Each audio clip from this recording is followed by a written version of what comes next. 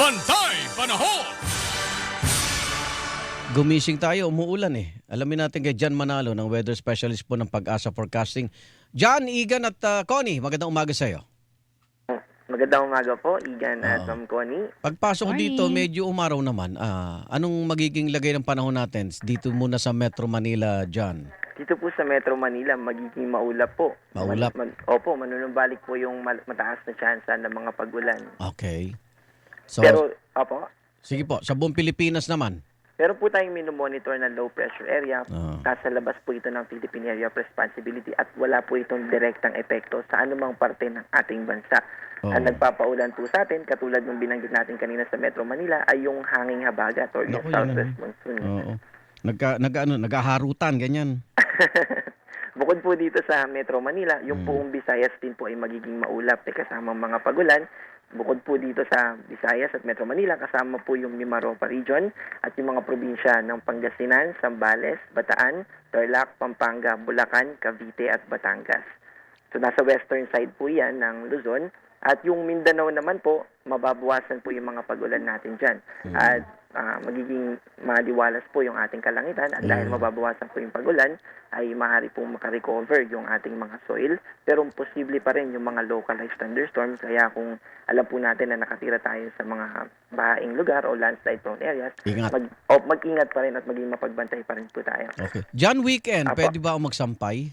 Ay, sa weekend po, no, kung dito po sa Metro Manila, ay magiging maulap pa rin po. Ay. Magiging dominant po yung impluensya ng habagat. Kaya kung may lalabas po, magsasampay. Amoy kulob na naman. Ay, opo. Pero may mga cases naman po na panandalian na magiging maaraw. So, yung mga window hour na yan, baka pwede pa rin po tayo na makapagsampay or makalabas.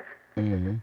Okay. Oo, basta ito hong low pressure area, malayo maging bagyo sa ngayon, sir, no? Para dun sa mga natatakot, syempre, dun sa mga nabanggit ng area, baka biglang anytime, baka meron tayong ma-announce. Opo, Ma'am Connie, i-clarify lang din po natin na wala pong kinalaman yung low pressure area Wala. sa mga pag-ulan na ating nararanasan. Alright. Yung chance po na mag-develop itong low pressure area sa isang ganap na bagyo o sa tropical depression ay maliit po hanggang sa susunod na 24 hours. Pero ang sabi, pwede daw nitong hatakin yung habagat, parang papalayo, at sa bahagyang iinit daw ang maraming areas na naman natin. Tama ba yon? Yun po yung low pressure area Yes. na nasa West Philippine Sea na Ay, iba wala naman na po yun. ngayon. Opo. Okay. So ito iba na naman. Ang Yung, dami. opo, nasa kanan na po ito ng Pilipinas yung bago ngayon. Oo. So ang ating bagyo na pumasok sa Philippine Area of Responsibility ay iisa pa lamang. Yes po, nananatili po na Kay si Auring pa Auring. din. Opo. Si Auring lamang. Ayan. Hindi naman tayo parang nakukulangan sa bagyo, no? Dahil minsan sabi nila parang late na